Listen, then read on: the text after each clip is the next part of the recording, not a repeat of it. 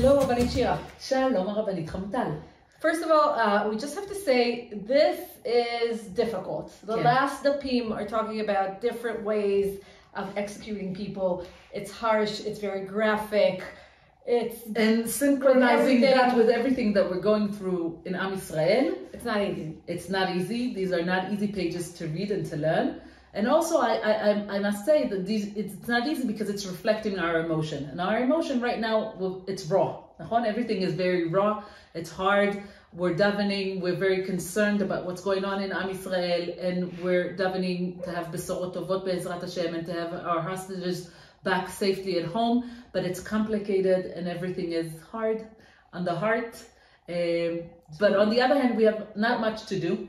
And therefore, what we can do is we can daven and we can learn Torah. So let's dedicate the learning one day at a time for everyone's hatzlacha, for besorot tovot, for refuah shlema, for whoever needs it, v'leilui nishmat. All of our harugei malchut. So this week we're talking about eulogies, hespedim, right? Nachon. So we're talking about eulogies, and we're talking about it from the context of hanging. So in the previous few pages, we were talking about executing by hanging, and then after you hang the person that was executed, you need to bury him. And then the Gemara is talking about burial, and then the Gemara is talking about eulogy. And the question that we're asking is, who's the eulogy for?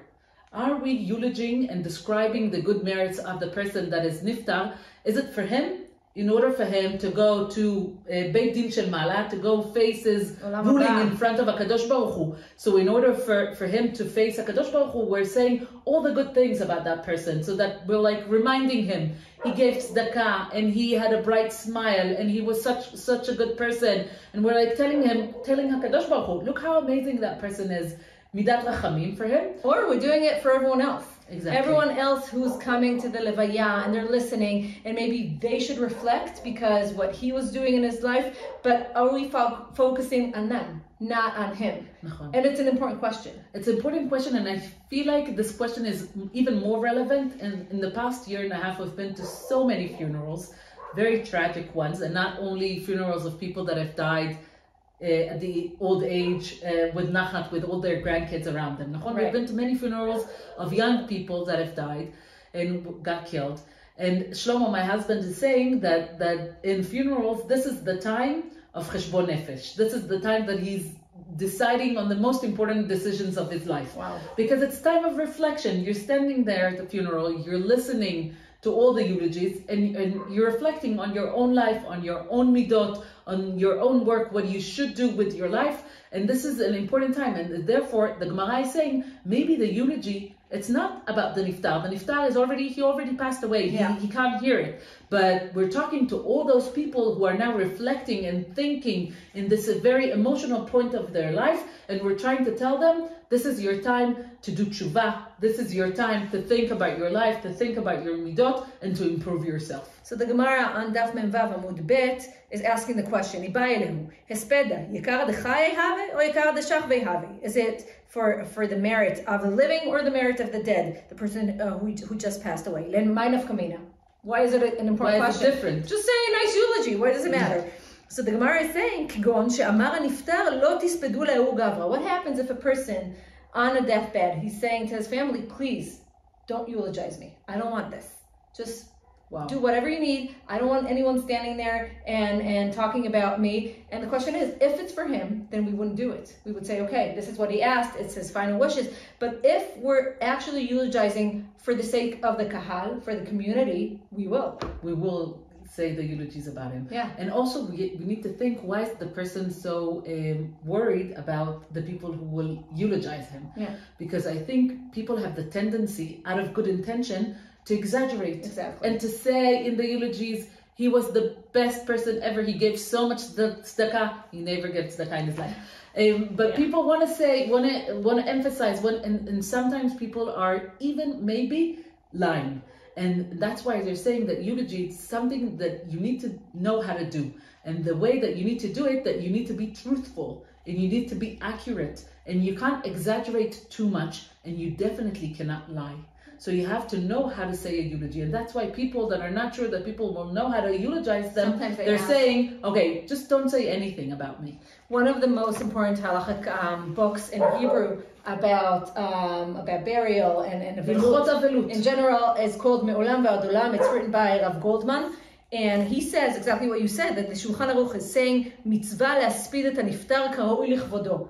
In his, it needs to be appropriate to who he is. And to honor him, לשבח אותו במעשים הטובים שעשה בחייו. You have to say, this is amazing things that he's done.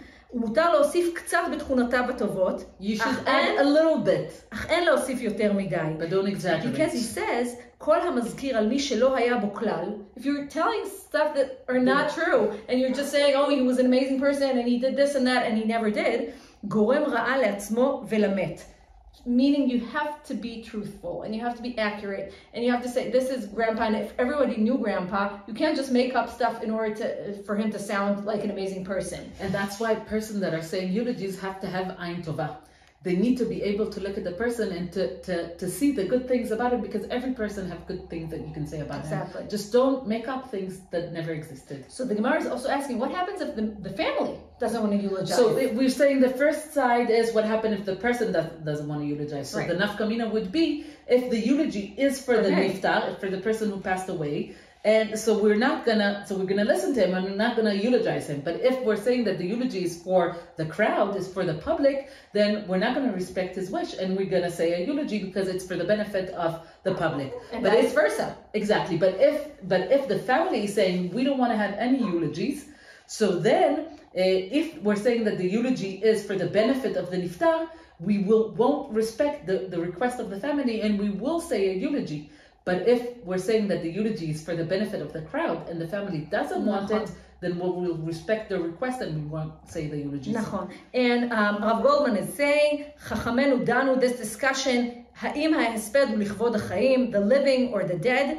And he says, shura tachtona, their conclusion is, ha'hesped hu mikvod hamet. The focus should be the person, the niftar, and not anyone standing there. It's important, but it's not the focus. If a person's saying, I don't want anyone to say anything in my funeral, you should obey his wishes. But if someone is Gdol Ador, is a big tzaddik, he's like a leader, or rabbi, and he says, you can say a little bit of eulogy because you understand that part of honoring him is actually letting people know who he was, and this is what also in order to create that window of opportunity in a funeral of Talmid Chacham, of a great rabbi, is like a window of opportunity that a lot of people are listening, a lot of people are participating, and they are in this emotional state that you can influence them to improve their ways. He says,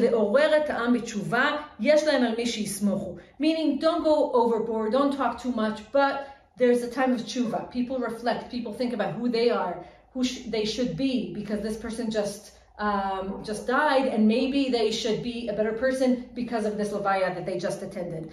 So it's complicated, and I think like everything in life, you have to be accurate, meaning and you have to be truthful. Yeah. And I'm wishing for us to be in a lot of smachot and not in a lot of levayot. Be'ezrat Hashem, may we have a lot of besorot tovot. Amen. To Am Yisrael and to everyone. Amen. Shavua tov. Shavua tov.